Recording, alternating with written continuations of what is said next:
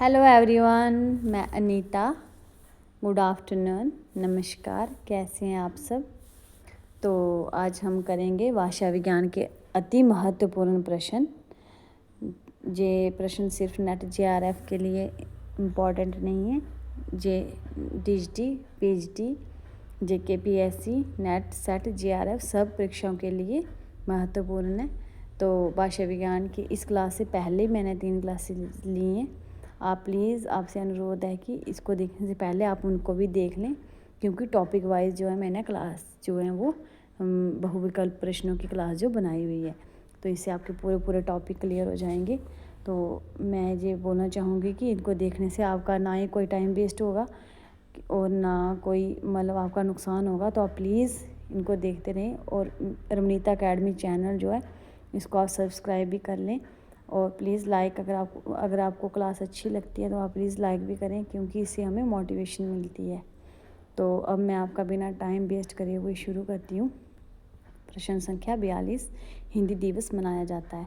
हिंदी दिवस कब मनाया जाता है? विकल्प ए 30 दिसंबर, बी 14 दिसंबर, सी 14 सितंबर और डी 30 सितंबर। तो हमारा विकल्प सी सही है, 14 सितंबर को हिंदी दिवस मनाया जाता है। प्रश्न संख्या 43, हिंदी खड़ी बोली का विकास किस भाषा में हुआ? तो विकल्प ए संस्कृत, बी प्राकृत, सी ब्रजभाषा और डी अपभ्रंश। तो हिंदी खड़ी बोली का विकास अपभ्रंश भाषा में हुआ, विकल्प डी सही है। अब प्रश्न संख्या 44, अपभ्रंश भाषा में रचित रामचरित है।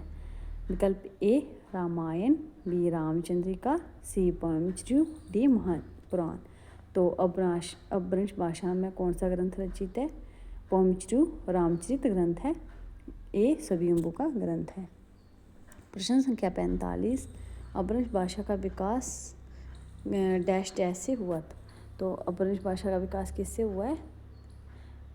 प्रश्न संख्या 45 का विकल्प सी सही है, अपभ्रंश भाषा का विकास प्राकृत से हुआ है।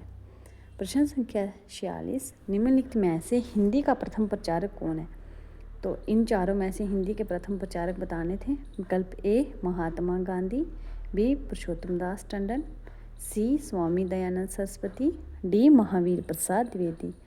तो प्रश्न संख्या 46 का हमारा विकल्प सी सही है, स्वामी दयानंद सरस्वती हिंदी के प्रथम प्रचारक थे। अब प्रश्न संख्या हमारे पास 47 है, कोरवी का दूसरा नाम है।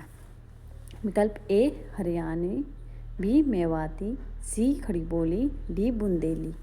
तो कोरवी का दूसरा नाम है विकल्प सी खड़ी बोली। प्रश्न संख्या 48, ब्रजभाषा का विकास किस अपभ्रंश से हुआ? तो विकल्प ए पेशाची, बी खस, सी नागर, डी शेरसनी। तो हमारा विकल्प डी सही है, ब्रजभाषा का विकास शेरसनी अपभ्रंश से हुआ। प्रश्न संख्या 49, खड़ी बोली का दूसरा नाम है। खड़ी बोली का दूसरा नाम क्या है? विकल्प ए मराठी, बी कोरवी, सी बांगरू, डी खाड़ोती। तो विकल्प बी सही है, खड़ी बोली का दूसरा नाम कोरवी है, जी हमने ऊपर भी अभी किया। अब प्रश्न संख्या 50, आचार्य शुक्ल ने हिंदी गद्य के प्रारंभिक 4 उन्नायकों में से किसको स्थान नहीं दिया? विकल्प ए शिव प्रसाद तारे हिंद, बी मुंशी ईशान खां, सी सदल मिश्र और डी लल्लूलाल। तो विकल्प ए सही है, आचार्य शुक्ल ने हिंदी के प्रारंभिक 4 नायकों में शिव प्रसाद तारे हिंद को स्थान नहीं दिया है। अब प्रश्न संख्या 51, निम्नलिखित से अवधि का विकास किस भाषा से हुआ? विकल्प ए शेरसनी, बी मागधी, सी नागर, डी अर्धमागधी। तो अवधि का विकास किससे हुआ था? विकल्प डी अर्धमागधी से। और प्रश्न संख्या 52, ढूंढानी बोली का दूसरा नाम है। तो ढूंढानी बोली का दूसरा नाम है विकल्प ए जयपुरी, बी मालवी, सी मेवाती और डी मारवाड़ी। तो पहले ही दिखा है विकल्प ए जयपुरी। प्रश्न संख्या 53, इनमें से कौन सा कथन गलत है? विकल्प ए बोली का क्षेत्र भाषा से बड़ा होता है, बोली सीमित क्षेत्र में बोली जाती है। विकल्प सी हिंदी साहित्य के अंतर्गत सभी बोलियों का साहित्य है। डी मानक हिंदी का विकास खड़ी बोली से हुआ है। तो यहाँ पर कौन सा गलत है? बोली का क्षेत्र भाषा से बड़ा होता है, वही ये गलत है। यहाँ पर बोली का क्षेत्र जो है वो सीमित होता है और भाषा का क्षेत्र बड़ा होता है। तो हमारा विकल्प ए जो है वही गलत है और वही हमारा उत्तर है, क्योंकि हमें गलत पूछा है। प्रश्न संख्या 54, अपभ्रंश के भाषिक एवं व्याकरणिक रूप का विवेचन किया है। किसने किया है अपभ्रंश के भाषिक के व्याकरणिक रूप का विवेचन? विकल्प ए ज्योतिरीश्वर ठाकुर, बी दामोदर, सी बोझ और डी हेमचंद्र। तो विकल्प डी जो है वो सही है, विकल्प डी हेमचंद्र। प्रश्न संख्या 55, निम्नलिखित में से कौन सा जोड़ा गलत है? इसमें रचनाकार दिए हैं और उनकी रचनाएं दी हैं, बताना है इसमें कौन सही है और कौन गलत है। विकल्प ए राम प्रसाद निरंजनी, भाषा जोग विशिष्ट, बी सदल मिश्र, रचना नासिकेतोपाख्यान, सी मुंशी सदा सुखलाल, रचना रानी केतकी की कहानी, डी लल्लूलाल और रचना प्रेम सागर। तो यहाँ पर राम प्रसाद निरंजनी की रचना का नाम भाषा जोग विशिष्ट, ये सही है। सदल मिश्र की रचना का नाम नासिकेतोपाख्यान, ये भी सही है। मुंशी सदा सुखलाल रानी केतकी की कहानी, ये गलत है। यहाँ पर रानी केतकी की कहानी किसकी रचना है? ये है शिव प्रसाद तारे हिंद की। और विकल्प डी लल्लूलाल प्रेम सागर, ये सही है। तो यहाँ पर हमारा जोड़ा जो गलत है वो विकल्प सी मुंशी सदा सुखलाल है। प्रश्न संख्या 56, दक्षिण भारत हिंदी प्रचार सभा की स्थापना किसके द्वारा की गई? विकल्प ए राजगोपालाचार्य, बी डॉक्टर राधाकृष्णन, सी महात्मा गांधी, डी अंबेडकर। तो यहाँ पर हमारा विकल्प सी सही है। दक्षिण भारत हिंदी प्रचार सभा की स्थापना महात्मा गांधी के द्वारा की गई। प्रश्न संख्या 57, निम्नलिखित में कौन सा मेल उचित नहीं है? विकल्प ए ब्रजभाषा, खड़ी बोली, अवधी, बघेली, मारवाड़ी, छत्तीसगढ़ी, भोजपुरी और मैथिली। तो यहाँ पर जो ब्रजभाषा है इसका खड़ी बोली ये सही है। बी अवधी और बघेली एक ही अपभ्रंश से निकली हैं। ब्रजभाषा और खड़ी बोली शेरशानी अपभ्रंश से निकली हैं। अवधी, बघेली और छत्तीसगढ़ी ये यहाँ पर जो हमारा विकल्प सी मारवाड़ी है, ये छत्तीसगढ़ी, ये गलत है।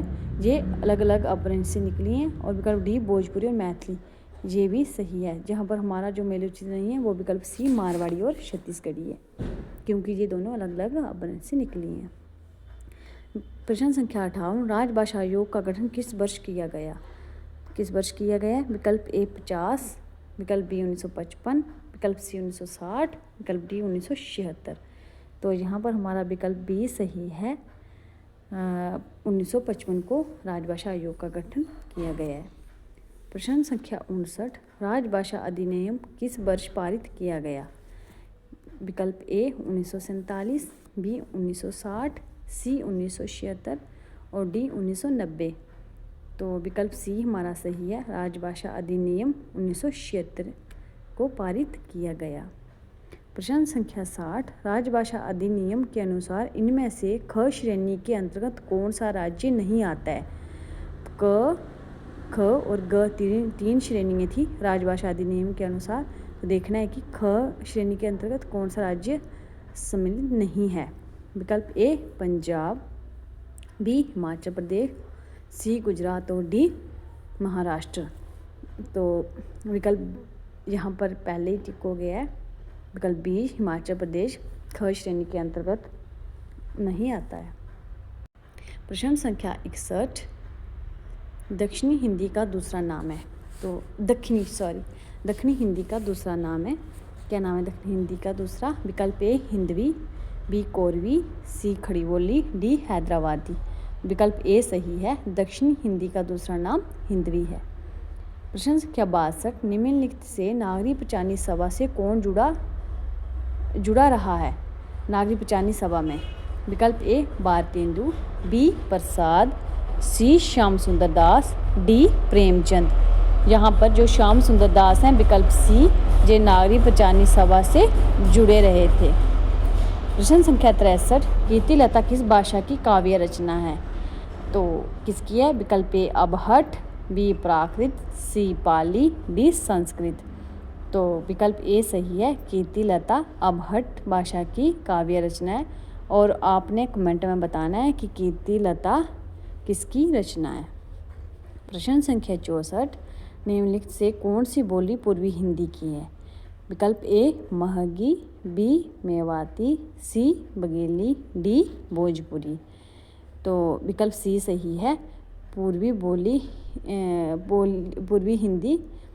विकल्प सी बघेली है, पूर्वी हिंदी की है। वो कौन सी है पूर्वी हिंदी की बोली? बघेली है। अब प्रश्न संख्या 65, 84 वैष्णव की वार्ता किसका ग्रंथ है? तो अच्छा, ये पूछा है 84 वैष्णव की वार्ता है क्या है, मतलब किस प्रकार की रचना है? काव्य ग्रंथ है, उपन्यास है, ब्रजभाषा की गद्य रचना है, या उपयुक्त में कोई नहीं। तो यहाँ पर हमारा प्रश्न का विकल्प सी सही है, ये ब्रजभाषा की गद्य रचना है। 84 वैष्णव की वार्ता क्या है? ब्रजभाषा की गद्य रचना है, गद्य रचना है। प्रश्न संख्या 66, 252 वैष्णव की वार्ता किसकी रचना है? विकल्प ए सहजोबाई, बी विठलनाथ, सी गोकुलनाथ, डी सूरदास। आज यहाँ पर विकल्प सी सही है, 252 वैष्णव की वार्ता गोकुलनाथ की रचना है। प्रश्न संख्या 67, अष्टयाम के रचयिता। विकल्प ए नंददास, बी नावादास, सी चतुर्भुजदास, डी सूरदास। अष्टयाम के रचयिता कौन है? विकल्प बी नावादास। प्रश्न संख्या 68, निम्नलिखित में से कौन सम्मिलित नहीं है? यहाँ पर आर्य समाज संस्थाएं दी हैं और उनके संस्थापक हैं, तो हमने बताना है कि इसमें कौन सा गलत है। आर्य समाज की स्थापना किसने की? दी है दयानंद सरस्वती, स्वामी दयानंद सरस्वती पूरा नाम है, इधर शॉर्ट में दिया है दयानंद। विकल्प बी ब्रह्म समाज, तो इनके संस्थापक इन्होंने दिए हैं राजा राम मोहन राय। विकल्प सी प्रार्थना समाज, तो इनके संस्थापक इन्होंने दिए हैं एनी बेसेंट। विकल्प डी रामकृष्ण मिशन, तो इनके संस्थापक दिए हैं विवेकानंद। तो इसमें देखना है सम्मिलित कौन सा नहीं है, पर इसमें विकल्प सी सही है, प्रार्थना समाज एनी बेसेंट। ये गलत है। प्रार्थना समाज की स्थापना किसने की थी? एनी बेसेंट ने नहीं की थी। किसने की थी ये आपने बताना है कमेंट में। आर्य समाज की स्थापना की थी स्वामी दयानंद सरस्वती ने, ब्रह्म समाज की स्थापना की थी राजा राम मोहन राय ने, प्रार्थना समाज की स्थापना किसने की थी ये आपने कमेंट बॉक्स में बताना है, और रामकृष्ण मिशन ये विवेकानंद। अब प्रश्न संख्या 69 है, निम्नलिखित में से क्या ठीक नहीं है? मैथिली बिहारी हिंदी, मारवाड़ी राजस्थानी हिंदी, बुंदेली पूर्वी हिंदी, कन्नौजी पश्चिमी हिंदी। तो यहाँ पर हमारा विकल्प सी सही है, बुंदेली पूर्वी हिंदी। बाकी ये सारे सही हैं, ये सही नहीं है बुंदेली। विकल्प प्रश्न संख्या 70, इस समय हिंदी क्षेत्र के अंतर्गत कितने प्रदेश सम्मिलित हैं? तो कितने हैं? विकल्प ए 9, बी 10, सी 7, डी 8। विकल्प बी सही है, हिंदी के अंतर्गत 10 प्रदेश सम्मिलित हैं। प्रश्न संख्या 71, भूतकाल के कितने वेद हैं? वर्तमान काल, भूतकाल और भविष्यकाल। तो यहाँ पर काल के वेद हैं, काल का वेद है भूतकाल, और भूतकाल के कितने वेद है ये पूछा है। तो विकल्प बी 6 वेद हैं भूतकाल के। प्रश्न संख्या 72, निम्नलिखित में कौन सा मेल सही नहीं है? विकल्प ए कन्नौजी इटावा में बोली जाती है, बी ब्रजभाषा हाथरस में बोली जाती है, सी भोजपुरी लखनऊ में बोली जाती है, डी बुंदेली जस्ती में बोली जाती है। कौन सा मेल सही नहीं है? तो यहाँ पर हमारा विकल्प सी सही नहीं है, क्योंकि भोजपुर में बोली जाती है लखनऊ में कौन सी भाषा बोली जाती है? ब्रजभाषा। प्रश्न संख्या 73, रामायण की रचना रचित है? विकल्प ए हिंदी, बी अवधी, सी प्राकृत, डी संस्कृत। तो रामायण किस भाषा में रचित है? डी संस्कृत में। प्रश्न संख्या 74, पाली धर्म की भाषा है? तो पाली किस धर्म की भाषा है? विकल्प ए वैदिक धर्म, बी बौद्ध धर्म, सी जैन धर्म, डी सिख धर्म। तो हमारा विकल्प बी सही है, पाली बौद्ध धर्म की भाषा है। प्रश्न संख्या 75, अपभ्रंश काल में बोलचाल की भाषा का नाम था? क्या नाम था? विकल्प ए हिंदी, बी देशभाषा, सी अबहट और डी अबहत। तो यहाँ पर हमारा विकल्प भी सही है, अपभ्रंश काल में बोलचाल की भाषा का नाम देशभाषा था। प्रश्न संख्या 76, बेसवाड़ी बोली का दूसरा नाम। विकल्प ए ब्रजभाषा, बी अवधी, सी बांगरू, डी बुंदेली। तो हमारा विकल्प बी सही है। बेसवाड़ी बोली का दूसरा नाम अवधी है। किस अपभ्रंश से पहाड़ी भाषा का विकास हुआ है? विकल्प ए प्रश्न संख्या 77, किस अपभ्रंश से पहाड़ी भाषा का विकास हुआ है? विकल्प ए मागधी, बी अधमागधी, सी ब्राह्मण और डी हस।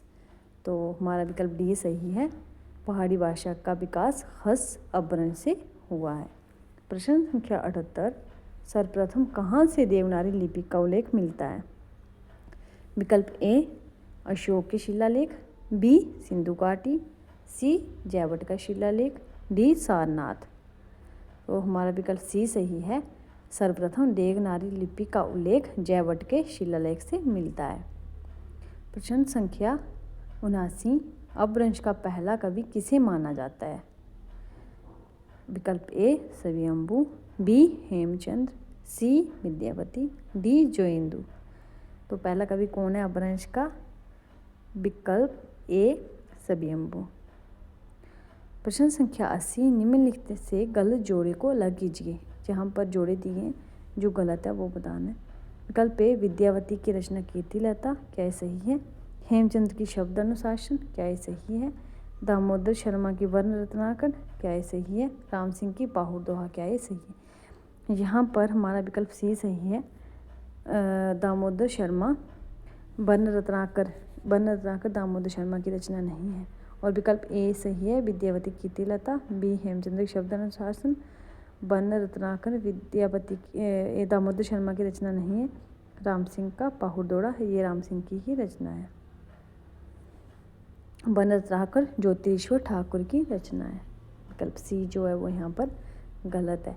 तो इससे आगे हम दूसरी क्लास में करेंगे। तब तक के लिए बाय बाय, टेक केयर, धन्यवाद।